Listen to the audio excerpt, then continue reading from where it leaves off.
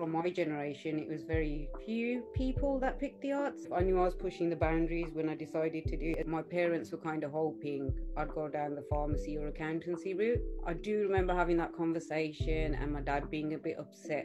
Any kind of exhibition the art gallery had, I would work with different community groups. I'll be honest, it was something that I really enjoyed, and it was the curator of the art gallery. She was just like, you have to become a teacher. She filled out my UCAS form, but as they say, what's meant to be is meant to be. Never kind of look back, and that's how the teaching career started. So that's given me the freedom to kind of basically be inspired by whatever I find around me, because I do feel when you're creative, it's one of the most honest kind of expressions of being a human. You're working straight from the heart onto a canvas. I would say that my work is heavily influenced by kind of human rights and social activism.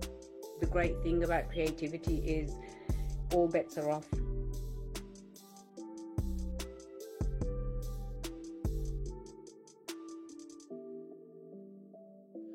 Welcome back to the Culturecast podcast. My guest today is an artist and an art teacher from Birmingham. Welcome, Samanjeet Jal. How are you doing? I'm doing well. Good. I didn't know whether to do the Punjabi Jal or like the English Johal, so I was just like, whatever came up just came Whatever up. you're comfortable with. I know the English spelling is just completely way off to how we pronounce it in Punjabi, but yeah. Not even that. Remember, I don't even know if they're still about Johal Catering. Their adverts were never like Jal Catering. It was always Johal Catering on TV on all the Yeah, Indian. I think that's a strange one because it's like we tend to adopt the British accent when we say our Punjabi names as a whole, don't we? Yeah, definitely. I think it's not just us that does that. It's like, I think that happens with most names, like David instead of David, but Yeah. we'll just call them David. I'm thinking of football players here because that's pretty much the most exotic thing that I know of of like different football players' names. But let's scrap all that because we're already on a tangent and we're not even 30 seconds in. But Yeah. should we jump into the normal question I ask everyone when they come on is sort of tell me a bit about your background, your cultural background, your upbringing in a bit of context. Okay, first generation British born Punjabi Sikh person. Grew up in the West Midlands. So I grew up in the 80s and 90s, and pretty much, I think from my generation, it was very few people that picked the arts as a degree. Mm-hmm. So I'm one of those people that kind of I knew I was pushing the boundaries when I decided to do it as a degree. But from there onwards, I've never kind of looked back from it. So yeah, arts graduate and then headed into education and never really looked back from there onwards. So just before we go into the art side of things, obviously you mentioned that like first gen British born Punjabi and uh, without sounding disrespectful, but you're of the age where you were one of the first generations, if that makes sense. That you did have to sort of balance the difficulties probably more than most, because obviously like myself being 24, there is already that many Asians around that and that are already older and sort of assimilated. It's a bit more well known who Sikhs are and things like that. But was it any different? I don't want to say back in your day because again it sounds disrespectful, but you know what I'm trying to say. Um, I think it's hard for every generation. So if I think of my parents' generation, of course, it was a lot harder for them to Mm-hmm. kind of establish themselves and put their roots down here. And then, yeah, with us, it was, I'd say it depends on the areas as well. So initially, we grew up in Smethwick, which is a predominantly kind of Punjabi Sikh area. So I was almost in this bubble culturally. I didn't really feel like I was out of sorts. But then we did move to a different area when I was, I think, about 9 or 10. And that was a shock to the system. I was like the only brown kid in a primary school. Right. So, yeah, that's when I really realized that, I don't know, the whole kind of idea of racism and where we fit in Mm-hmm. into British life. And I think it's just one of those kind of learning curves. The more you live out of an area code, the more you kind of realize of what's out there. Yeah. I feel like through this sort of podcast, I always have this perception of down south, predominantly like Birmingham and London, being very multicultural. And obviously, I've spoken before about being like up in Newcastle. It's not as, say, diverse as down south. So you have this perception in your head that it would be quote unquote easier, I guess, like down south. But from obviously talking to not just yourself but others as well through the podcast, I've sort of realised that you get this. There's areas up and down the country which will be Yeah, predominantly Asian and predominantly white, and depending on which one you are, you will have different experiences. And it's not always to say that in them white areas you will face racism, because some places will be really, really open and welcoming, and some places might just have a few dickheads, I and that's going to be everywhere. I think it's a bit of a shock to the system because we've got we've got our kind of stereotypes about regional areas, but then at the same time, growing up in a predominantly Asian area, you're hardly going to hear the P word. And if Yeah, you do, it's very rare. So you've got time to kind of process and almost forget about it. But when you move to a predominantly white area, I mean, one example is primary school and the beginning of secondary school. I did have some friends who were white and they would drop the P word around me all the time. And then if they did now and again pick up on my kind of like facial expression, oh, but we don't mean you, Sue. Because another thing was they could never say Suman, so I got reduced down to Sue. right. Yeah, yeah. Yeah, that's an interesting one as well. Like a recent conversation I had was shortening your name, whether it's a good thing or a bad name, or adopting nicknames. And I think if the conversation I had was with Bilandius, Bilanitis. Sorry, I always say that name right wrong. Is just Bilin basically is and he was basically saying that if you give the person permission to use that shortened name, then fair enough. But if they just say, "Can I call you this?" because I can't be bothered to learn the full thing, then it's a bit of a slap in the face. Like I think You his know name's what? just I think Winder. it's also like it's whatever makes life easier. Like I've been teaching for over 15 years, so Mm-hmm. when I went into education, it was predominantly, you know, white orientated, especially my subject when you're talking of creative arts. Mm-hmm. And as much as I would try and get them to say, well, just rhyme it with human, suman, Yeah. they'd always end up saying it with a bit of a different twang to it. And then I was like, you know what? Just get the first syllable, Sue. That's fine. It's, you just tend to, I didn't find that offensive. I just thought it's a minor thing, whatever makes life easier. Yeah, I understand that, yeah. Because to be fair, up here I have like a nickname that all of my friends and family have sort of called me, and until that conversation with Joss or Jaswinder, I really didn't think about it too much. And then when he said it, I was like, actually, you've got a point, and it's obviously it's each to their own. I think everybody's got their different perspective Yeah. on that thing. Um, But the funny side of it is now that it's getting more accepted, I suppose, to kind of say Punjabi names in the accent that they're supposed to be pronounced in. I've encountered the opposite, where if I do say one of my Punjabi students' name in a Punjabi accent, yeah, so say if it's like Gurdeep, the child almost gets embarrassed, and it's like, Miss, it's Gurdeep, and it's on its head now. So the younger generations are actually like, please don't say it with a Punjabi accent, and you're just thinking, it's a Punjabi name. What's the harm in saying it the way it's meant to be pronounced? But okay, not going to put you out. If you'd rather be called Gurdeep, I'll call you Gurdeep.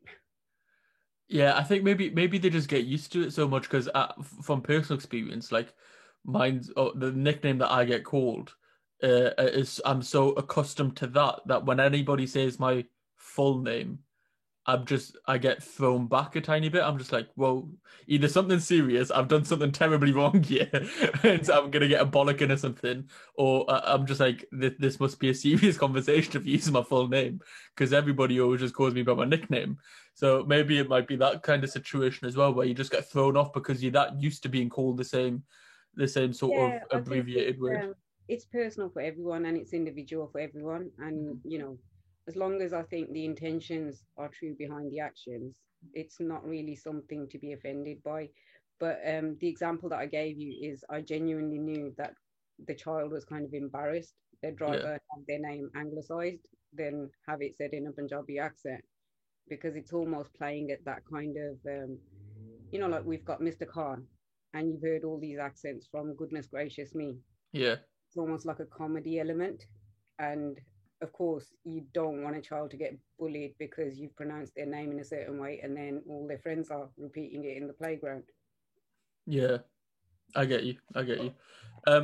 Sort of transitioning into art then. So how did you first get into art? Obviously, I've said this before to some of the artists that I've had on so far, as we do come from obviously a very rich cultural background in terms of arts, not just obviously like drawings, painting, sculptures, but also like music and various sort of arts. But what was your first like introduction to it? I think just growing up, it was we all have our kind of hobbies and interests, and I was always that kid that was drawing or painting or being creative in some way. And I think academically, I was quite smart. I always got really good grades with maths, English, and science. Mm-hmm. So my parents were kind of hoping I'd go down the pharmacy or accountancy route. Yeah. And I actually remember when I picked A level art, and this was really strange. The lecturers at the college asked for an interview with me and my father, and we sat down, and they were baffled. They were just like, "We don't understand why she's picked art as an A level when she's got such good grades in maths and science. Maybe that's what she needs to go into more so." Mm-hmm. And I do remember having that conversation and my dad being a bit upset about, you won't get a job, it's a hard profession, and you're kind of letting your talents go to waste. Yeah. But I think I was more kind of the way that you are when you're growing up, you're a bit more headstrong. And I definitely was a headstrong child. So I stuck to my guns and I did art. I was gonna say, so obviously in that meeting, did I assume that he had your back, but I assume that conversation between your dad and yourself was before then, like when you were already deciding to go down that path. Yeah, but because we were clueless why they called for this meeting. They didn't give us any kind of indication why they want to have a meeting. So I just thought it was part of the process of, you know, enrolling into the college, and for some random reason they want to have a meeting. And I'll be honest, my dad was supportive later on, but he always was apprehensive. He was always worried about what's going to happen with you, like where are you going to end up.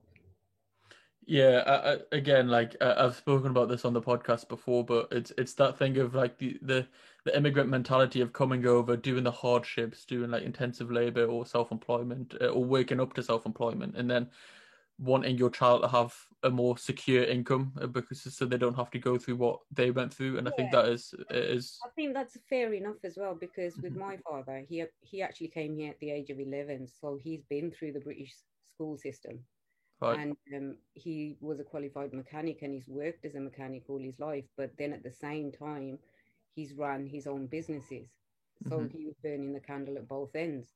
And I think that's why they wanted their children to be in professions that, you could just do a 9 to 5 job and not have to do anything extra and earn a good living from it.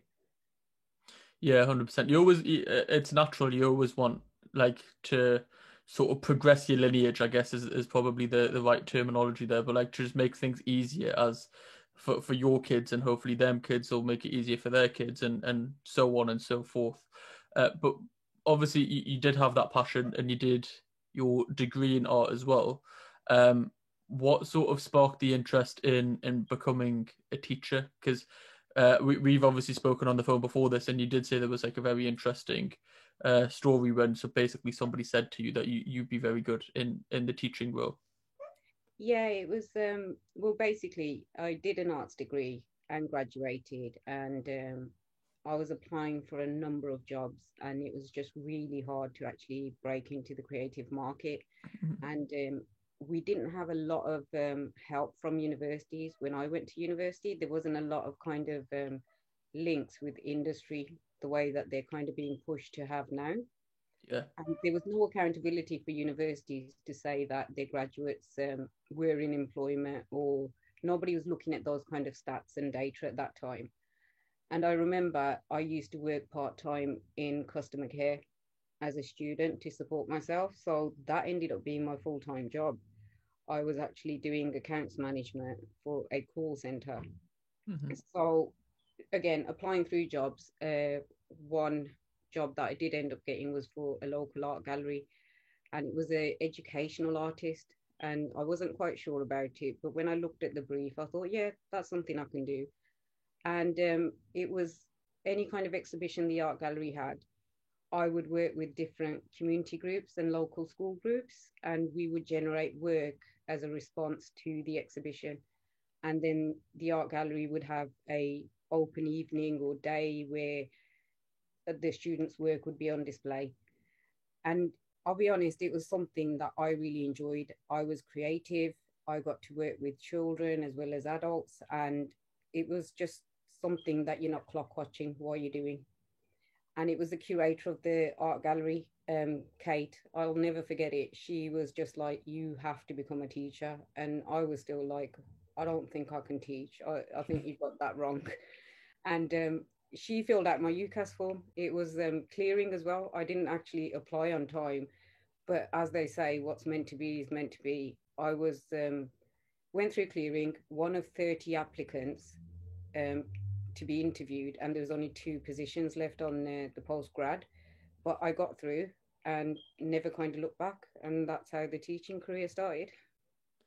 Yeah, I think you hit the nail on the head when you said what's meant to be is what meant to be. Because I Yeah, remember when you told me that story, obviously, like, but before this, and it is one of them things where it's just like Gizmeth, fate, whatever you want to call it. But I think you hit the nail on the head there. Is because even that, like, out of 30 people just having two positions of a degree that you weren't necessarily aiming to get into before having a conversation at a work experience, and then it just became the rest of your life sort of thing. It is yeah, it's very yeah. I don't know how else to explain it.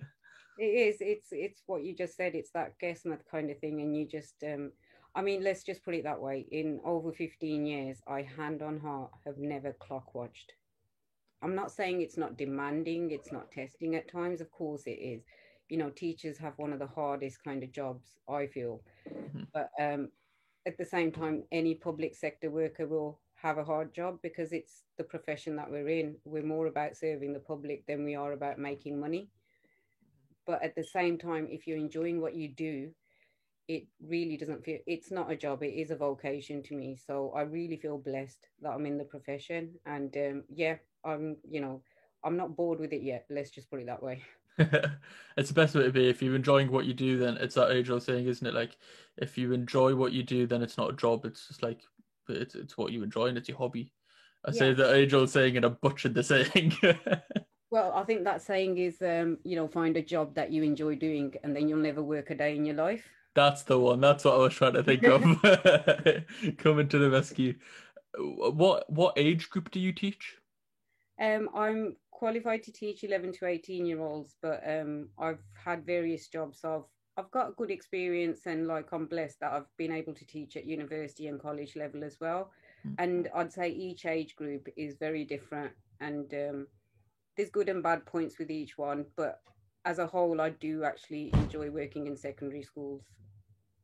So that's like the sort of older kids. Yeah, yeah, not your primary age, so 11 to 18-year-olds. Why is that? Why do you find that is what you like more? Um, I think they keep you young. They keep you kind of on the ball, definitely. But you've got to be alert all the time.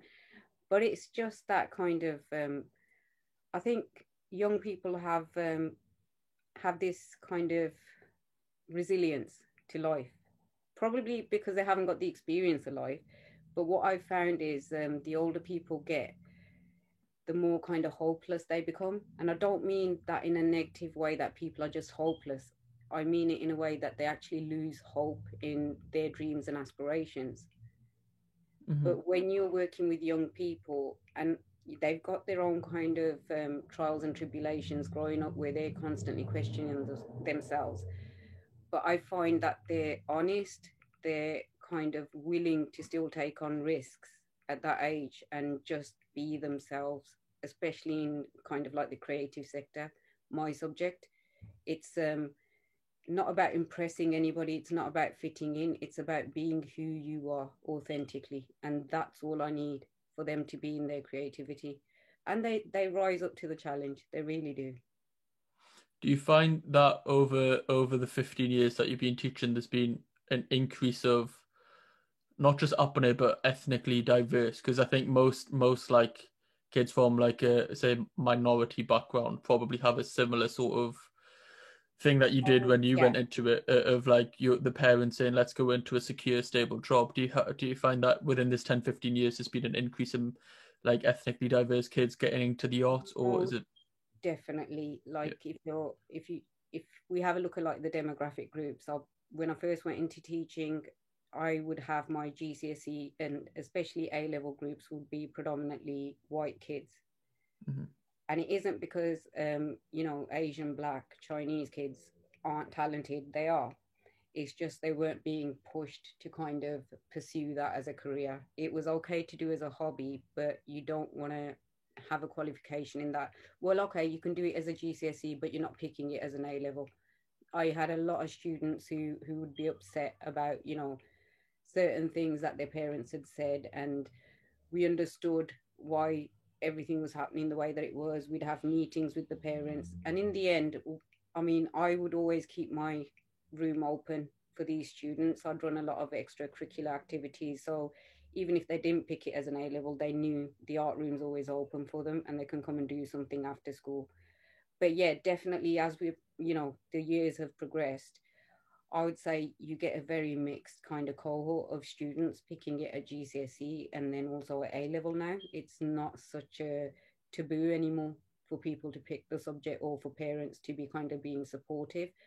And there's been, I mean, we talk about the Asian community, but I'd say African Black families, Mm-hmm. very academic families, push their kids very hard. And there's been a change in that as well. There's been a serious change where even the Black African families have actually allowed their sons and daughters to pursue creativity as a profession. Yeah, that's why I sort of said it as a whole with ethnic minorities in general, because I feel like, again, going back to like the earlier point we made, is of the immigrant parents wanting more sort of security for the kids, and I feel like Mm. that is the same. And you see it, obviously it is just, if the parents see in hardship, they don't want their kid to do it, so that they see the easier office life and sort of say go down that path. When you said you were applying for jobs, so you had the art gallery job, and obviously now that you're a teacher, but for when you're trying to explain to parents that there is an income that you can make from this, other than them two roles, what can you actually go into? I think that you become more knowledgeable as you're kind of teaching, because a huge part of teaching is we do have to give them lessons on careers and where the actual educational path leads into industry. So, and again, I think education has developed and gone leaps and bounds in that sense, where universities are making those links with actual industry placements. So you're not just kind of left to your own devices after getting a degree. You have an insight or you have contacts where you are able to go and do work experience, or you have that kind of extra help to help you into the industry. So that's really helped in that way. We've just as like even looking at school age, we work a lot with different kind of organizations. So like the Black Country Museum, RAF Cosford, I did a project with them, which was a STEAM project. But a huge part of us going into work with the Royal Air Force was we got access to their workshops where the engineers and the different types of managers and apprenticeships were working. Wow. And one thing that we asked was, will our A level students do still life as a project? Would it be okay if they came in and they were drawing these old artifacts and old kind of, salvaged warcraft that you've got here? They were more than happy to let the art students in. That then developed into an art exhibition, which they had in their open week. So you can imagine, those parents going to that exhibition and seeing their child's work is actually in an exhibition with the Royal Air Force for a whole week. They Mm-hmm. were immensely proud about that. And Yeah. yeah, they see the value of it. They see that creativity has a value and appreciation out there.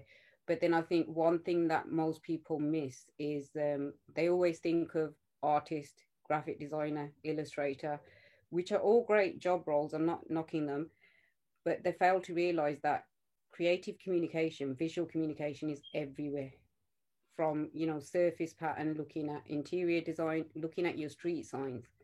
There's always a designer behind everything that's out there in life. And I think when you start looking at that, that's when they start kind of entertaining the ideas. Oh, okay, so there wouldn't just be like a Van Gogh painter who's going to die very poor and then become famous and rich once he's dead. And you're like, yeah, there are professions out there. It's just about, I think, having that knowledge and making it accessible to parents as well as students. And I think now more so than probably ever before, because with something like social media and the amount of brands that are popping up left, right, and center, and like anybody can create a business now sitting from their home, as we've probably seen with this lockdown, how many people have started a side hustle. This podcast is one of them examples. And you do need an artist, but for any of that, like if you're doing marketing, branding, all of that things, you do need someone who can create something that will convey a message in sort of whatever you want to sort of portray in a nice, like, little succinct sort of easy picture or graphic or anything, to be fair. Like even things like infographics are very popular on social media now, where it's just like a jam-packed information, but you need to have them templates and designs and things. So that is something that I actually never thought of before. I probably was maybe naively thinking of the Van Gogh situation that you described earlier, going into it. But I think that's, as you say, I think that is most people. Yeah, it is. And it's I think unless you go down the arts route, because I know for a fact the variety of degrees available in creative arts is immense now compared to when I went to university. Mm-hmm. You had your set courses where like textiles, graphic design, fine art, photography, but now there's so many kind of different titles of courses, and you can see that they're actually tailor-made for a certain industry. Yeah. So it's I think when you start seeing a faculty grow within its subject ranges, you realize there's an actual need for it. And I think everyone's heard of the AI is going to take over, and what jobs are they going to be left if most of them are automated? Well, creativity is one thing that you can't program a machine to do. Very, very true. But aren't like machines now learning emotions and things, which is a scary thought in itself. Yeah, I mean they are, but we've still got some time to go. And then I think these are going to be huge kind of debates and conversations about, well, what is authentically human? What does it mean to be human? And I think creativity kind of captures that, which you can't capitalize it in a machine. Doesn't matter how many algorithms you teach a machine or how much it mimics human behavior, it will never actually be human, will it? Yeah, true. But I agree with that, because I feel like obviously all the paintings and the art pieces that I've seen that have basically prompted me to reach out to the artists that I've had on the podcast so far, including yourself, but like the Farmers Protest portraits, which we'll get onto shortly, do sort of capture that emotion and do make you sort of pause and sort of think and obviously flare up the emotions within yourself. But I feel like there will be a point where, like, when I think they did a test of like the Grand Chess Master versus a computer, and it was like whenever the computer eventually beat the chess master, that was like the sign of its intelligence, I guess. And and this was maybe 20-30 years ago. So like now, obviously, like you're never going to beat a computer if you put it on like a really hard difficulty. It's going to outmaneuver you straight away. But I feel like they'll probably. Sorry, go on. I've heard that analogy before, and the way that we kind of discussed it, me and my colleagues, was it's almost saying like when you're coming up with mathematical formulas, because when you're playing chess, it's almost very similar to that kind of way of thinking. So if you got kind of set values that you put into a machine, there's going to be various kind of combinations that machine can come up with. And yes, it's going to be a lot faster. It's going to be a lot more efficient to accomplishing all the different combinations, than a human would. But if I put in, say, the primary colors, there's no kind of combinations or set, algorithms that those colors mix together and what they create are going to come out. It's endless. Yeah. So to me, that's where it becomes, yeah, we might get artificial intelligence being creative in its own right, but that will never take away from a human being who's being creative in their own right as well. Yeah, and I understand, and I am on probably the human side of it because I feel like the artist sort of past experiences very much play into how like the emotion is put into the art piece, and that's the emotion that you receive as the viewer, or the person who's like looking at the art piece and will sort of see what they want to see in it. That it'll speak to everybody differently because the artists will put their past experiences in, but when you're looking at it, you might put your past experiences into what you're viewing as well, which I don't think a computer can sort of emulate is probably the right word. But it is a really interesting topic nonetheless. I'm a bit of a tech nerd myself, so when all this new stuff is coming out, you do sort of wonder. And obviously growing up with the Terminator movies, you're just thinking, is Yeah, Skyrim gonna come in? Skynet kind of, yeah. Is But you know Skynet gonna what? come It's in? I think they're all great tools, so I'm not writing them off. And this is coming from somebody who, like, over 8 years ago was like, "Oh no, I'm never going to use digital painting. I'm going to Mhm. stick to my traditional materials."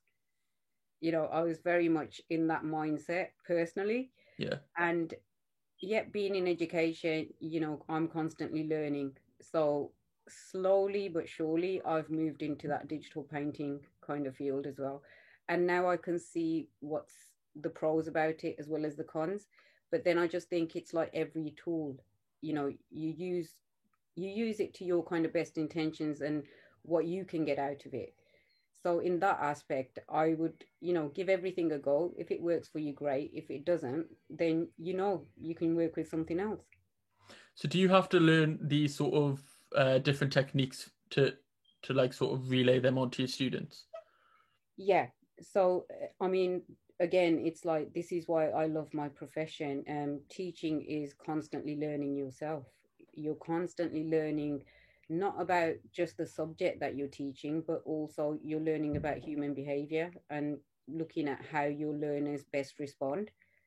So, you'll never teach this. Well, I will never teach the same lesson the same way ever again, because each time I learn something from my students and I know how to better kind of prepare resources or a better way of their kind of understanding of how I can actually get this concept across to the students. And that's why it's like a continuous cycle. You're teaching, you're learning at the same time, and your practice is just improving the more you do it.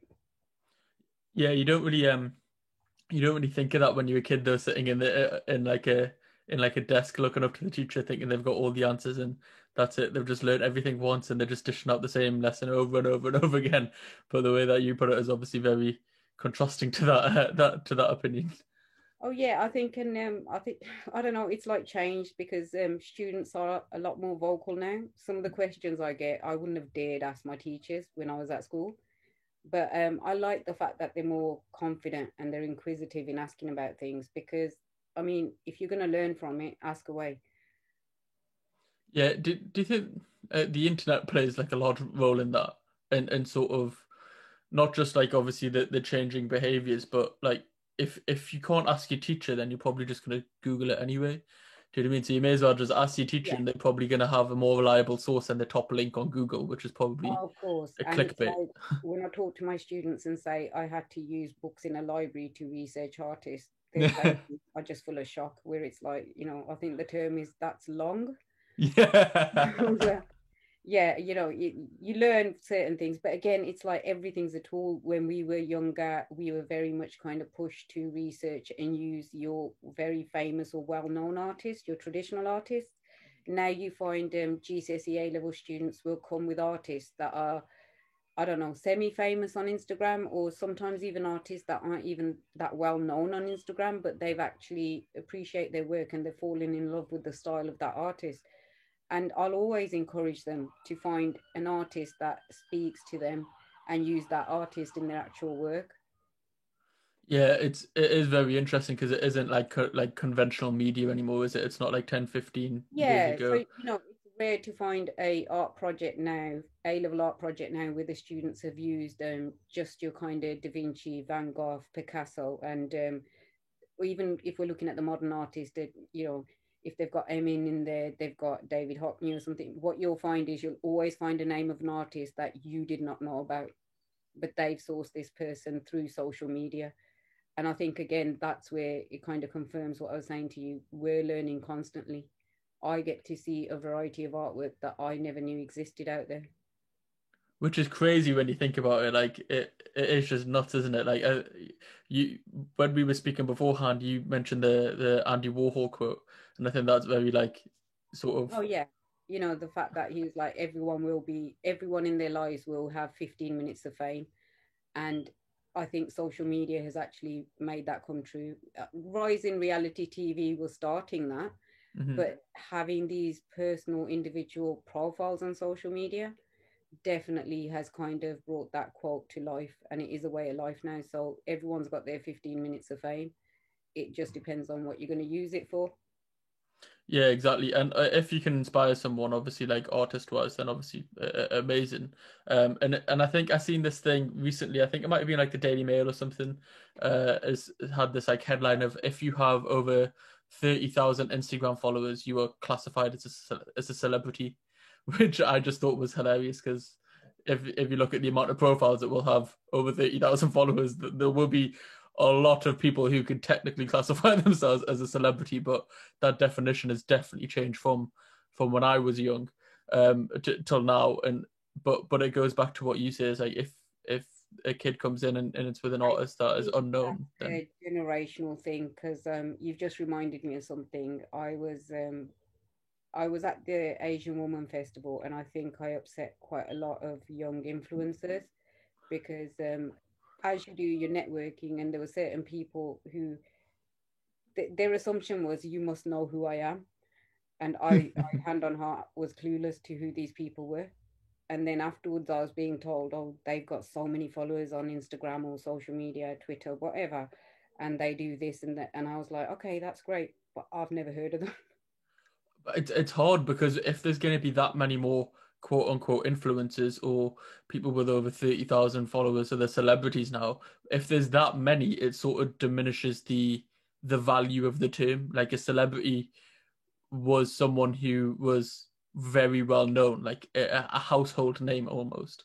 But as I say, like the amount of accounts that will have over 30,000 followers, that they might be celebrity as in they have like the numerical figure, but it's not actually, it doesn't hold as much weight as it once did, if that makes sense.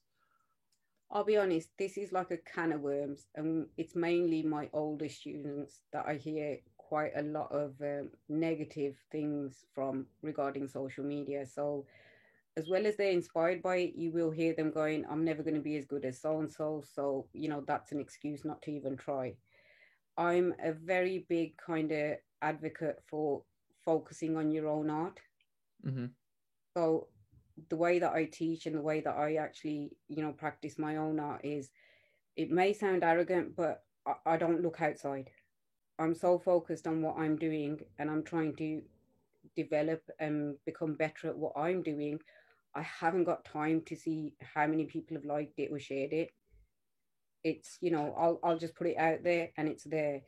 It got that old saying, one man's treasure is another man's trash. Hmm. So again, I'll probably show you my age here because the younger generation are more savvy on how to build up their algorithms and get more followers and things.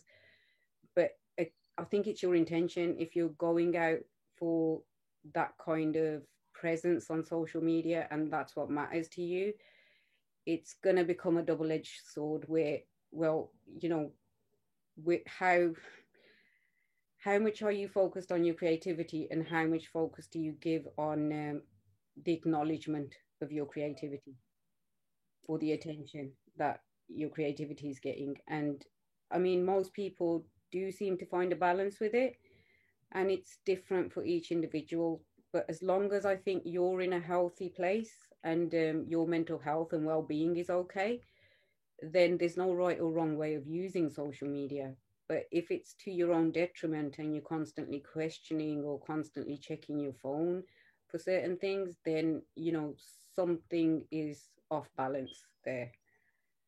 Yeah, 100%. Like I feel like you can sort of get desensitized to what's actually happening and just focus on like social media numbers. An example that pops into my head, and I'm not sure if you'll know this person or maybe you've heard of his name. Is It's called Logan Paul. No. Yeah, I didn't think so. To be fair, he's a YouTuber basically, and he's a YouTuber in America, and he had like a very big, very young target audience, and I think he was like a Disney star or something of the sort, and then he transitioned into YouTube, but his things were so explosive, and like his videos at every 5 seconds was basically right in your face, bright colors, all of that malarkey, but he was pushing the boat out every single video because his views were going up. And when I say his views were going up, like he was getting tens of millions of views per video and things. And it got to the point where it didn't really matter what was happening in the video morally, as long as the views were going up. So Like almost no, like shock tactics. yeah, shock tactics, but nobody was questioning it until he went to Japan. You might have heard this part of the story because I think this got a lot of coverage.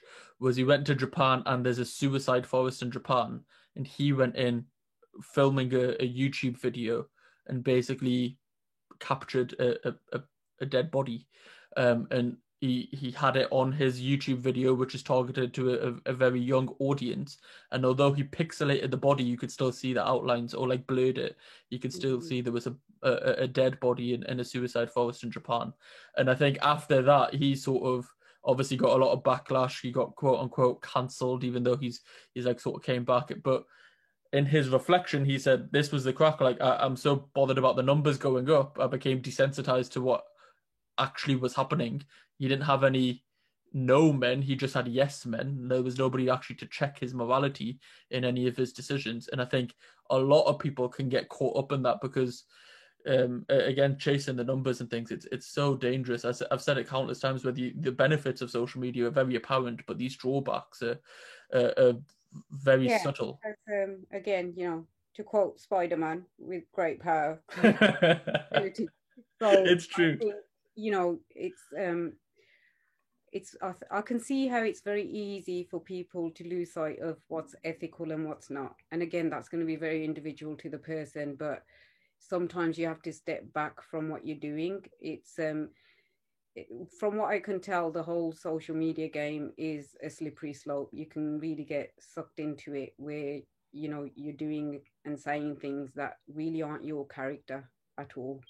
But say them for adulation, and it happens. And the worst thing is that it happens to a lot of young people when they haven't actually formulated their own thoughts yet, or haven't cognitively actually like grown like Yeah, fully. just example from my own family, my younger nieces and nephews. I think it was my niece that came out with, you know, she she'd be extremely happy if she had 1 million followers on YouTube. And when I asked her why, what does that mean? She's clueless. She hasn't connected the dots that, oh, the more followers you got, the more kind of money you can make because the advertising companies will push their adverts through your page and things like that. She was just like, it will make me happy because the world has told her the more following you got, the happier you will be. Yeah, it is very slippy, and I feel like this is another tangent that we're going on, and I want to sort of get back on the topic of yourself, because although this is very important, I wanted to ask you who are your sort of artistic inspirations. I know you said before that you don't really look too much outside to external sources and you focus on yourself, but surely I some think, people would have influenced you. you know, especially at the start of our journey and continuously, you are inspired by others. I think my greatest kind of inspirations growing up was like Da Vinci because I'm an absolute geek when it comes to physics and astrophysics. So I'm there with my telescope, and to find an artist that was a scientist, an astronomer, an inventor, and then, the amazing pieces of art that he's done, I really was a very avid fan, and yeah, researched him immensely and was influenced by him immensely. It just in the way that he approached everything in life was creative to him, whether it was the sciences, engineering, technology. And you kind of see that reflected now in the world, where you've got these kind of STEAM courses coming out, which, you know, brings together the whole science, technology, engineering, art, and mathematics. And it is true, you know, everything we do, it isn't just nicely boxed up into one subject area. You will dip into other things. And I think that's kind of the beauty of learning. And the great thing about creativity is all bets are off. You know, the more you kind of learn about things and different artists, the more inspired you get. But I wouldn't say I kind of follow any kind of trends or styles in that way. And just being an art teacher, because I'm constantly learning and teaching a very wide variety of techniques and processes, I find it's influenced me as an artist. Where, you know, if I'm doing I don't know, block printing, you'll see me do a lot of block printing in my own artwork. If I'm doing digital paintings, then I'll start doing a lot of digital paintings in my own work.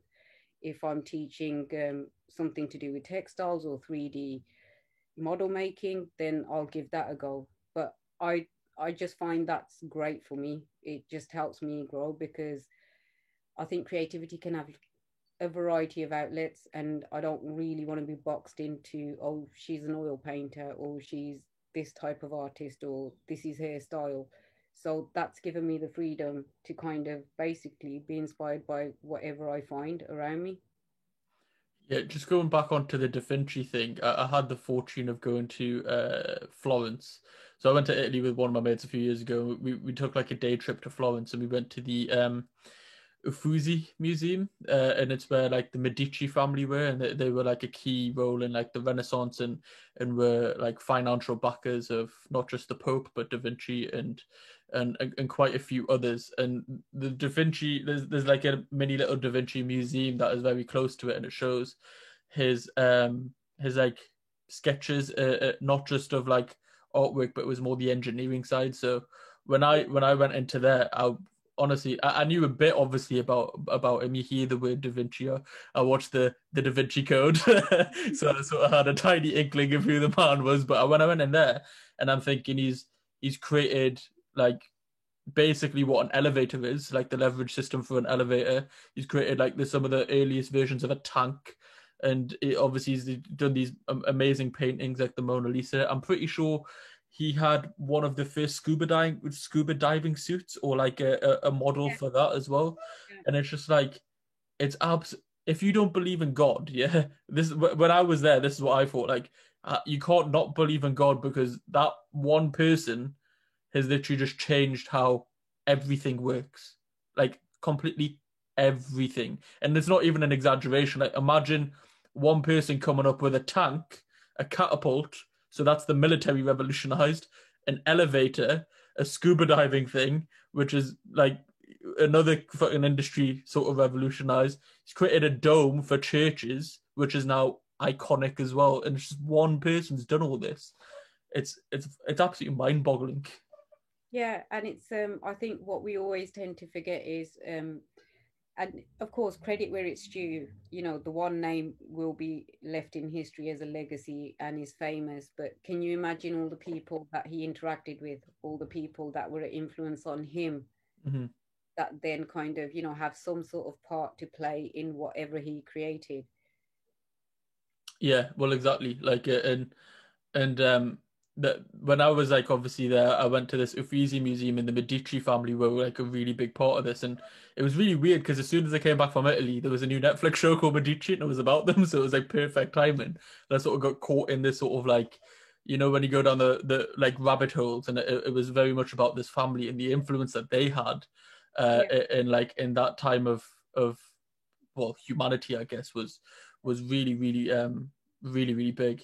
The other thing that I actually thought was I feel like, and this might be a bit of a weird sort of connection, but I feel like Elon Musk is very similar in that sense now, as in like one person going through different industries and sort of just progressing them Oh so no, much I more forward. definitely see your kind of link between the two people there. It's yeah, because he's pushing those boundaries with technology and engineering, isn't he? There's so many industries. I think it was PayPal. I think was the company that he was involved in originally, and then he sold that, and then I think it was PayPal. It was something along them lines. It was like a tech company that he was involved in first, sold all the money, and then reinvested it into all these different things like Tesla, SpaceX, and I think there's like an energy company as well that he had. But it's just as one person who's not revolutionizing one industry but multiple industries, and that's obviously similar to what Da Vinci did back then as well. But I think that goes back to a previous conversation we had was maybe Da Vinci, and you sort of alluded to it there, maybe Da Vinci's the name who gets accredited with these things, and maybe it was actually other people, like you said, who actually had influence of him, and then history sort of molds it around a person. No, I think it's fair enough to give credit to the name, but I think we should always be mindful, and this is like even in your own personal practice, it's I'm always mindful of whatever I create. One, I'm very grateful for God to, I'm in this position and I'm able to kind of express myself creatively, because I do feel when you're creative, it's one of the most honest kind of expressions of being a human. Mm. You're working straight from the heart onto a canvas, or these days a digital screen. But it's that connection where there's no kind of outside influence or force there. But at the same time, I'm very conscious of the fact that my creativity, or the way that I work or see things, has been built up from my experiences and my conversations and my interactions with all of the humans that I've come across in life. And there are some amazing people that have shaped me to become who I am. I couldn't agree more. I feel like that is basically what this podcast is like. I find people who inspire me, but I want to know what sort of has inspired and influenced them. Because there's always a backstory, and it might be naive of thinking of everything like a Rocky movie, but it's sort of like what was the sort of the knockdown before the comeback, if that makes sense, and what was the Yeah. people who played the roles in that comeback, like who was your Adrian, who was your Mickey, and do you know what I mean? With the Rocky films, it is, there's always something. There's always an internal battle he's fighting against. Yeah. So as much as there's a physical outward fight that he's going to take, there's certain things. And I think the classic Rocky Four is, he's fighting with losing his friend. He's, dealing with that grief. In my opinion, that's the best one as well. That's my favorite one. But we'll not get in the Rocky sort of sidetrack. What we'll do is sort of go sort of into your art, because we've sort of just mentioned there about your past experiences and how it will shape your sort of creative endeavors. And I should probably say a shout out to Art by TDR here, because he is the one who mentioned you in the podcast that we did, and sort of highlighted who you were to me, because I wasn't too aware before that one. But when I did get onto your page, this was around the time where you were doing the farmers' protest portraits. And as I messaged you initially in setting this up, them are I don't even know how you get that much attention to detail. Like when you look in the eyes of the portraits, you can feel the emotion like so strongly. Like I couldn't even look in their eyes for like more than like 30 seconds or a minute, because you feel that sort of intensity from it. How do you get to that point? Like why did you even start that series, and how did you get them so Uh, much like a photograph almost?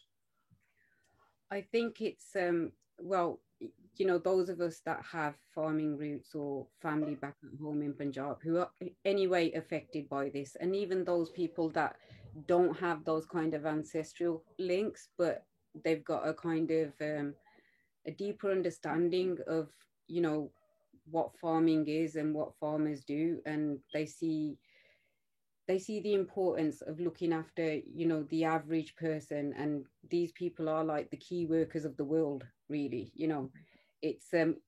It was just looking at that and being very moved by their plight. And yes, I've got family links, so it's going to be a lot more personal, and it's going to be very kind of emotional for me in that way. I was just blown away by the photographic talent out there. There were so many Indian photographers that were, almost documenting the farmers' protest through their creative photography. And I reached out to a few of them, and it was fine to use the photographs. But I'll be honest, when it comes to capturing that emotion in the portraits, the credit totally goes to the photographers. And I couldn't get these images out of my mind. I really couldn't. And what I find is rarely do I take on commissions because one, time restraints, and the other is any artist will tell you they actually like the freedom of creating what they want to create without having the boundaries of you know commission kind of work where it's going to be set in certain parameters and done in a certain way.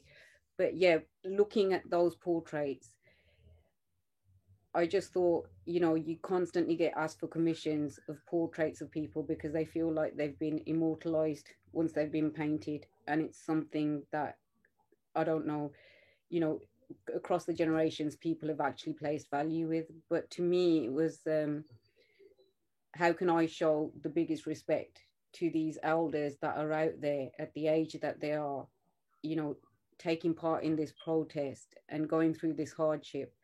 They're not doing it for themselves, they're doing it for the future generations. Yeah. So that was, my kind of attempt at just one, supporting the protest, but number two, definitely trying to show that respect to these elders, because in that series I didn't pick one young protester, it's all elderly people that I've painted. And if I'm honest, as an artist, I actually prefer painting older people. um, it's more interesting. There's more, their faces tell a million stories of their lives. So, in that aspect, I think the credit will always go to the photographers for capturing that emotion. And again, what you said, when you look into the eyes, the emotion that pulls at you, there's so many narratives behind each face. You'd be lost just looking at the actual portrait itself. And yet creating paintings from these photographs it's more saver. It was honestly, I just found like it was a blessing to be able to do, and it kept me doing something positive towards the cause of the protest, rather than getting caught up with my own personal emotional feelings and upset about it. Yeah, no, 100%. And I think they were so beautifully done. And obviously, like the photographers for capturing that emotion. That's, I think, again, going back to sort of the social media conversation we were saying before, I think that's one of the beauties of the internet and social media is that how fast things could travel nowadays. Like, during the height of it, and it is still going on, so we shouldn't what is it, rest on our laurels, I think is the term. We should Yeah, I obviously mean, keep we've on got to going keep the forward. momentum going. So, in that aspect, I still, even now, when I'm going through, I still get inspired by the photography that I'm seeing. And I mean, there's been so many artists that have done artwork to highlight the cause for the farmers. And I think slow and steady kind of wins the fight. So, as long as we can support them however we can from wherever we are, we've just got to keep going.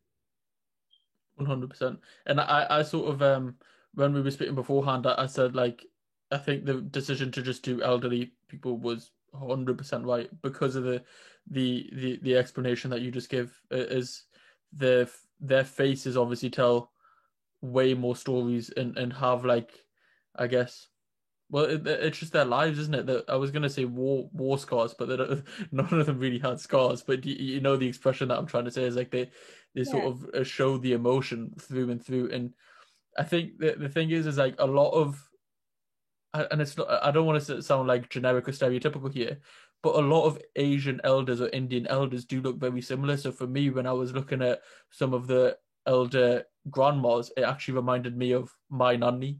And I said this to you obviously when we were chatting beforehand, and it draws you in that even one step further. Do you know what I mean? Like for me, especially because of that reason. No, oh, most definitely. And I just think, it's there's no us and them. You just realize we are part of that bigger family. And I think as the diaspora has highlighted the cause, and we've had people of non-Asian backgrounds that are backing us now. You know, you've got the Yorkshire farmers who are right behind the Indian farmers because they understand the plight, they understand what's going on. So in that aspect, it is more like, you know, it's that global family feel where I'm saying they are key workers of the world. So we do need the global family to be backing them and understanding this. 100%. And if anybody who is listening still doesn't really understand fully what is going on over there, myself, boxer Inder Bassi, and Dr. Sharadeep Singh from Sikhs in Scotland did a podcast sort of breaking down what is happening. It's all in English. It's all like statistics sort of based as well. So it's very easy to understand. And we sort of break down why this protest has happened. We obviously all know like all the human rights issues that have gone on, and we do cover that slightly, but it is more so what the reason for the protest is happening, and why the farmers are actually protesting. So if anybody obviously wants to check that out, please do so, because it is honestly horrible.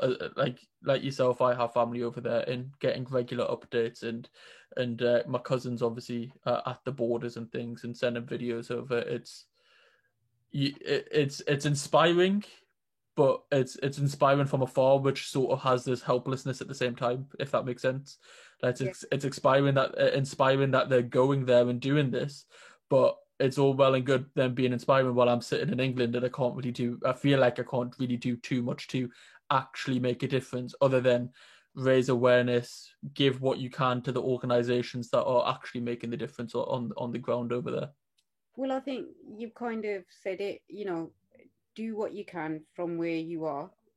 And I don't think we can do more than that. It's, you know, we're not all in India. We haven't all got the means to get up and go there and support them physically. But whatever we can do from wherever we are in the world, as long as you're trying your best to do that, I think that's what balances out what I meant to you about, you know, trying to subside those negative feelings and emotions about what's going on.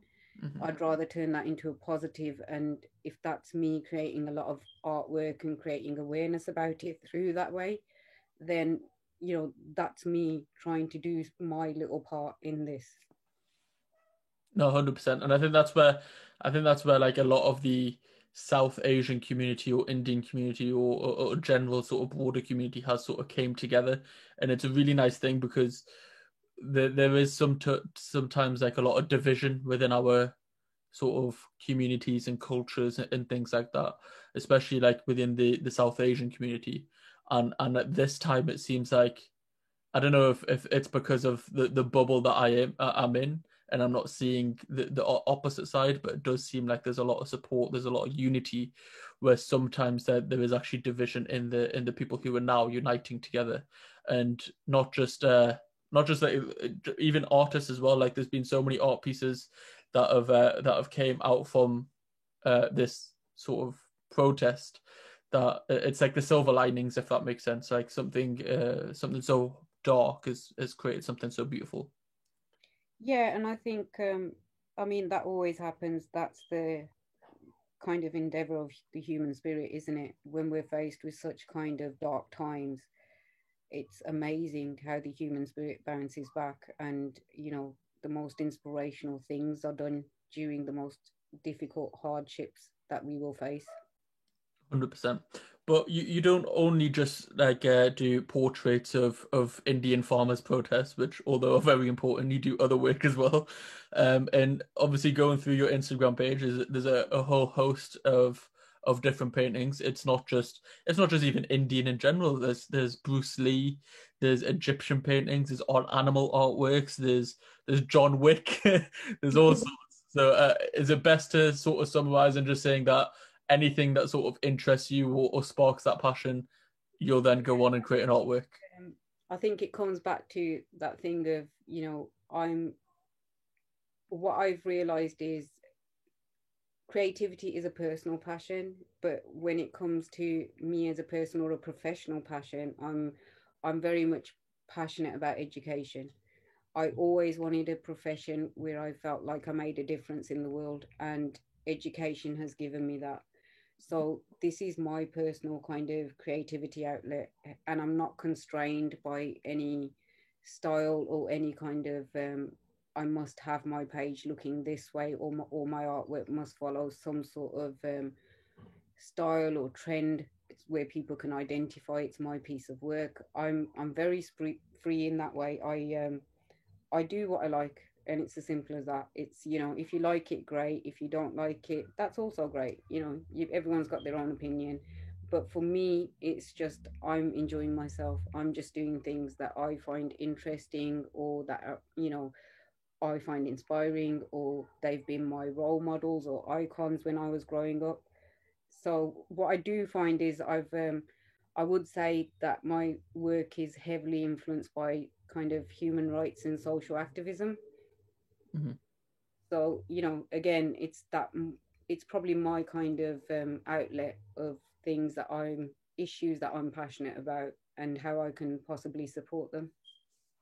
Yeah, I think the thing that like I've said this on like the when I was speaking to Kirpa before, and my first sort of introduction to art, other than sort of like the Sikhi side of things, which is like the portraits of Guru Gobind Singh Ji, Guru Nanak Dev Ji, and things like that, but was sort of at like GCSE history level, and it's the I think the artist's name was David Lowe, and he was basically the guy who did all the Churchill World War I, World War II type cartoons in like in the newspapers, and it's it does encapsulate something that was going on in such a nice succinct way, and I think that's what sort of you've just like alluded to there is like when these issues are going on in the world, it's sort of a more digestible way to sort of highlight them issues, if that makes sense. Yeah, and it's I think, you know, as an artist, you're constantly interpreting the world that you live in through your work. So that's why every artist is going to be very varied, and every artist is going to be depicting things that were personal and somehow influence them. And I think that's the beauty of kind of creativity, whether it's poetry, artwork, music. You kind of get an insight into that individual and how they experience life and things that move them. Yeah, and it's like what you said earlier on of if it's like you're laying yourself bare, like so sort of everybody can and see your like innermost deepest thoughts and emotions because that's what you're conveying in a piece. Yeah, and I've got a very good friend who's a well-known artist, but I won't mention his name just in case he gets embarrassed. But he describes it when he works. He says that he really feels that God's working through him, Mm. and if he doesn't discipline himself and allocate time to his creativity in the day, he feels like he's letting the talents or the gifts that God gave him go to waste. That is it. That's a really nice way of putting it, to be fair, yeah. Yeah, and I really synchronize with that, taking the I out of it. Because when we're, I synchronize with him, like when we're creating, there's no I in there. You're so focused on what you're doing, and you're just so caught up in what you're painting or drawing. There's the concept of I made this completely disappears. It is interesting, like because I don't know. I think again going back to that social media thing with followers and artists and sort of trying to make a name for yourself and even what you said before of like sort of stamping a style so that your artwork is very much identifiable to that one person.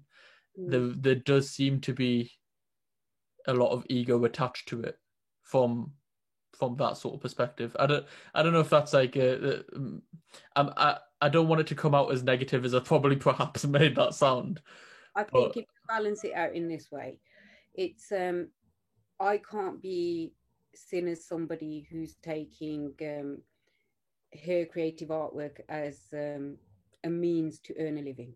Yeah. So straight away, though I haven't got those restraints, I'm not looking at my creativity to earn an income from. That's gonna, you know, pay my bills, keep a roof over my head. So hence why I said I'm very free and I just do what speaks to me. I create what I want to, what I'm interested in. But I've got a lot of friends who do work as freelance artists, and do you know what? It's I think intention is the most important thing. it's they've got that imbalance. They know that they've got to have a certain style. They know that their artwork's going to be recognizable, and that's why people approach them, because they want something done in their style. So again, there's pros and cons to everything. It's not always attached to ego. Sometimes it's just having professional creative knowledge and knowing that this is my profession, this is how I earn a living, and this is how I'm going to help myself best to progress up that ladder. So I see that as me going for training in education. Teachers are constantly doing training on various issues, from safeguarding to creative courses. I've got to constantly be learning the tricks of my trade. So I suppose these artists are learning the tricks of their trade.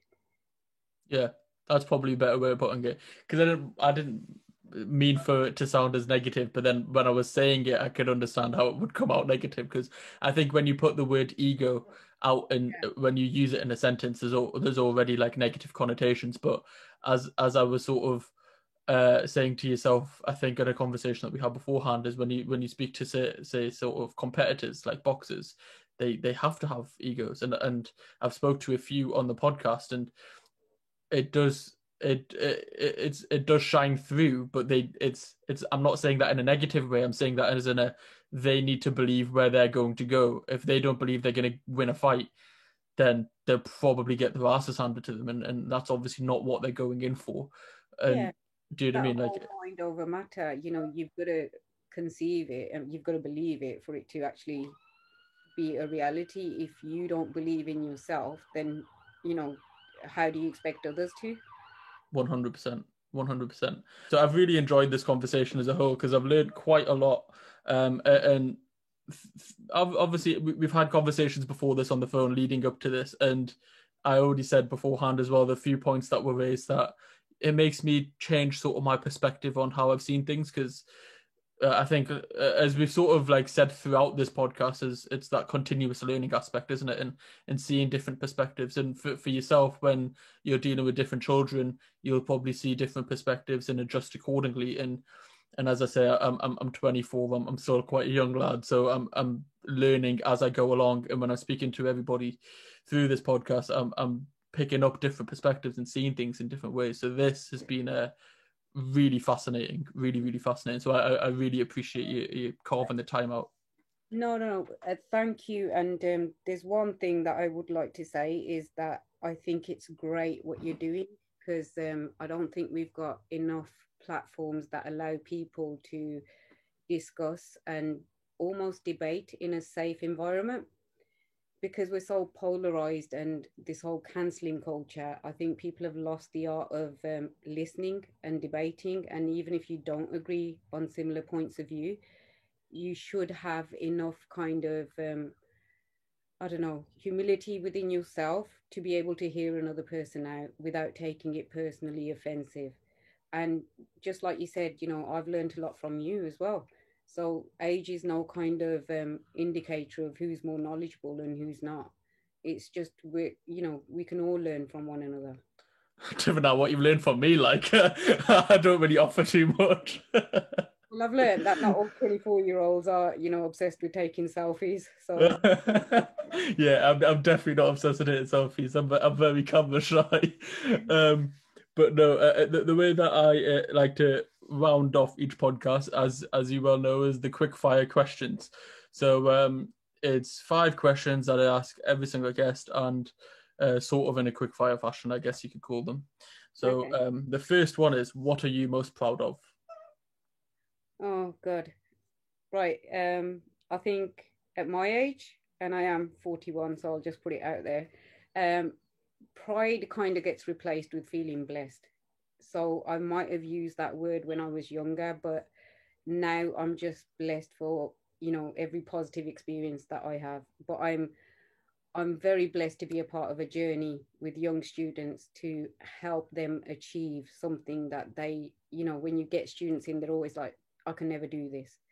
But to help them, guide them, and see them actually create something they thought they could never create, I think that has been the most kind of humbling and blessing experience. So I'm always, always proud of what my students create. I think I'm probably, more proud of their artwork than they are. In that way, I honestly, I just think when it comes to pride now, it's always how you elevate others. That gives you a very dignified but very kind of humble way of being proud about something. That's a nice take on it. I haven't had like an answer like that so far, so that is a very good take. What are you most looking forward to? Um, I think as a teacher and a creative person, it's learning. I'm constantly learning about not just my own profession and education, but also, the new technologies that are available in creativity now. So my kind of looking forward is always, I wonder what else is going to be out there. So I'm a bit of a tech freak like yourself. But when it comes to looking at digital paintings, and now that I've got my head around it and all the different kind of digital technologies that are at our fingertips, and I think that's what I look forward to most, is what is there out there that I don't know about. Because I think you probably feel it yourself. The more you learn, the more you realize how much you don't know. 100%. Yeah, definitely. What is your biggest motivation? Um, I think this is very much linked to my kind of personal characteristics and just who I am as a person. I'm a huge advocate and champion of equality. So my biggest motivation is just to be able to support and inspire people to be a better version of themselves, and that goes for me as well. I think my biggest motivation is, as long as I'm improving and I'm a better version of who I was yesterday, I can't think of anything else that would be more motivating than that. What is your definition of success? Mm, Again, I think I'm going to be speaking from a place of age here. To me, success is very simple. If you're fortunate enough to make a difference in somebody else's life, I would define that as a successful life. So it's not really a set goal anymore. To me, success is something I don't strive for, but what I do find, I look at the life journey as a whole. So if you're asking me, what would I say is my definition of a successful life? It's how many people did you touch? How many people did you help during your journey here? And, if you're able to even help one, that's a success. Smashed it. And last but not least, because it's the Culture Cast podcast, how has your culture affected you in your journey thus far? Um, Again, I think we're all products of our kind of cultural experiences growing up, and that's constantly feeding into our psyche and almost molding the characters that we become. But if there's one thing that I would say, being Punjabi Sikh, that has really instilled in me certain values, it's my work ethic. And I don't just mean watching our older generations, burning the candle at both sides, working so hard, but the honesty that they did it with. Mm-hmm. So what we call Gert Karo in Punjabi, the three pillars of Sikhism. Yeah. I really feel like my work ethic comes definitely from being a Punjabi Sikh person, where you don't do a half-hearted job. You're going to do something, you do it properly. I love that answer, because I feel like when we're talking about stereotypes, that's probably the one stereotype that us South Asians get, which is fairly positive and is accurate as well. Because obviously stereotypes aren't always accurate, and most of the time they're not positive. But that one is a really good one, because it is both accurate and positive for the most part. For the most part. And again, I've really enjoyed this conversation. It's been really good. Not just this one, obviously, but the conversations we've had even leading up to this one have all been like really, really fascinating. Is there anything that you want to say just before we finish, or plug, or anything like that? I'll have like your Instagram and things linked in the description. No, not at all. But just genuinely, what I said to you at the beginning of it, I am like, I think it's great what you're doing, because the more I have been listening to your podcast now, the more I realise that, do you know what? This kid's actually providing a safe place for dialogue. Oh, you're gonna make me blush. I thought you were going to say cry then. You went down the girly route and said blush. Yeah.